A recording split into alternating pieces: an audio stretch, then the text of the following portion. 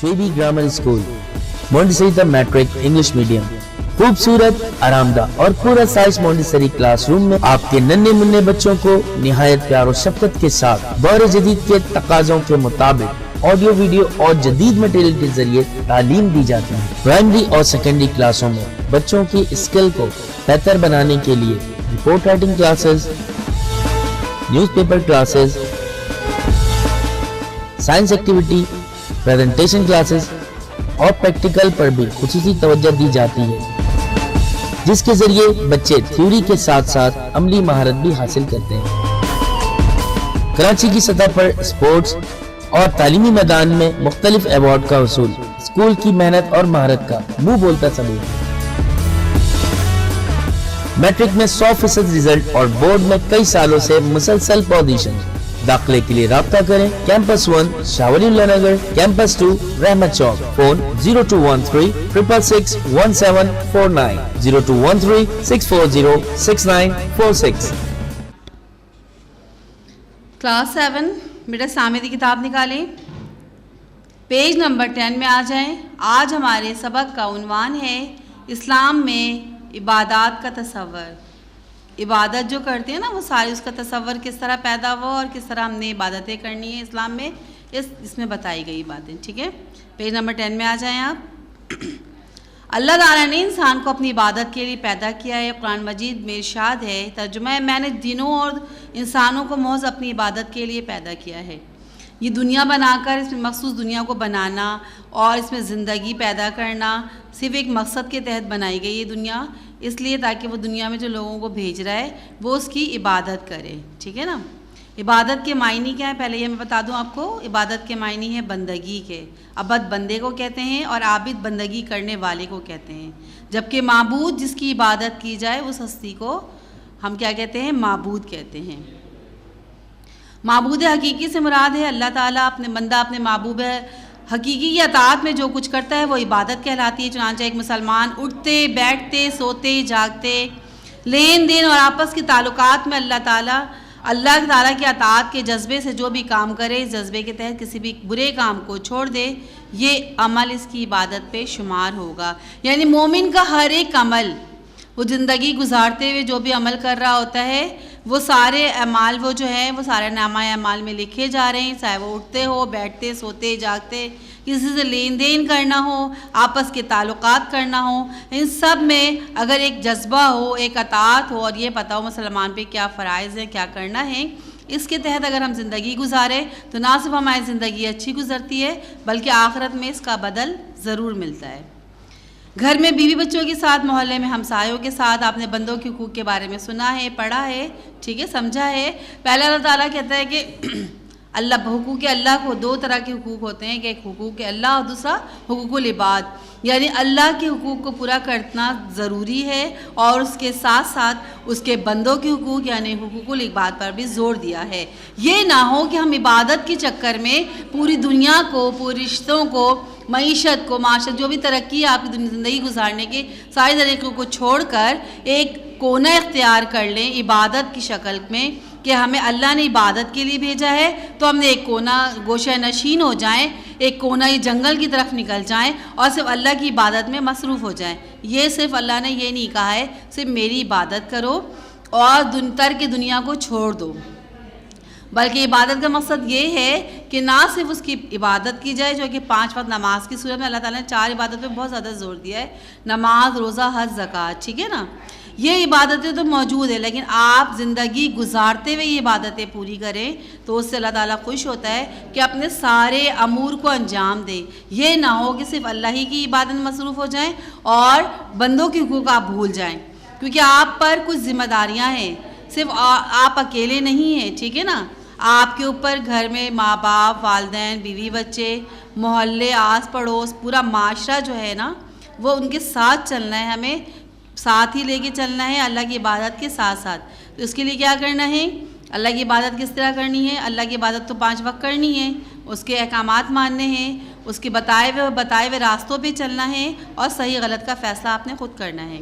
عبادت کا وہ تصور جس میں دنیا اور دین کی تفریق کی گئی ہے صحیح نہیں ہے، وہ یہ کہ انسان اپنی دنیاوی زندگی سے الگ ہو کر جنگلوں کا رخ کرے اور معاشرتی ذمہ داریوں سے کنارہ کشی، یعنی معاشرتی ذمہ داریاں وہ سوچے گا نہیں میری تو ذمہ داری ہے نہیں، میں نے صرف عبادت کرنا ہے اور اللہ کی عبادت کرنا ہے، اس کے لیے مجھے کوئی کسی سے کوئی فرق نہیں پڑتا، کوئی کس تکلیف میں مبتلا ہے، کسی پریشانی میں مبتلا ہے، کسی کو تکلیف ہے یا ضرورت ہے، اس سے اگر وہ کنارہ کشی اختیار کر لے، جنگلوں میں نکل جائے اور صرف اللہ کی عبادت کرے تو یہ بھی غلط ہے، صحیح نہیں ہے، اس بات کی تفریق نہیں کرنی چاہیے۔ عبادت کے تصور ان مذاہب میں پایا جاتا ہے جن کی بنیادی زندگی کے رہبانہ تصور پر ہے، جن کے نزدیک دین اور دنیا ایک دوسرے کی ضد ہے۔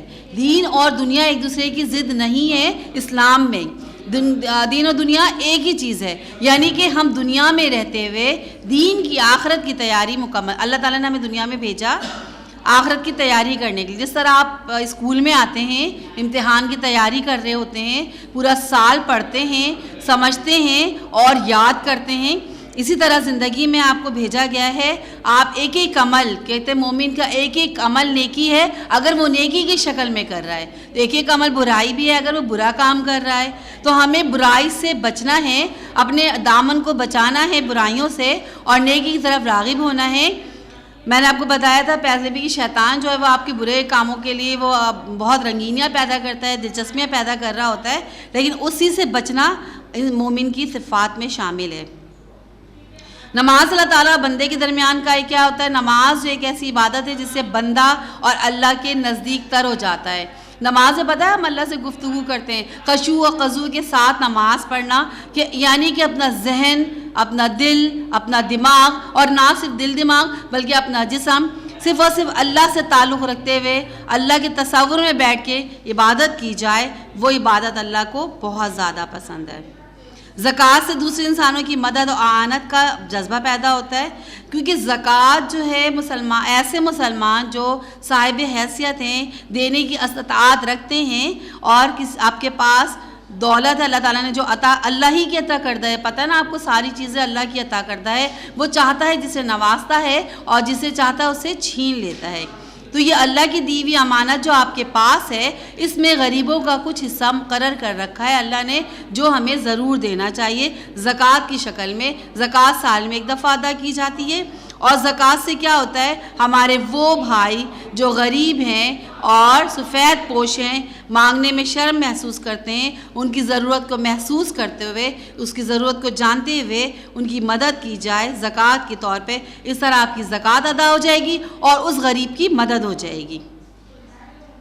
روزے سے دل کے اندر کیا ہوتا ہے؟ تقویٰ اور پرہیزگاری پیدا۔ روزہ جو ہے صبح سے شام تک بھوکے پیاسے رہنے کا نام نہیں ہے۔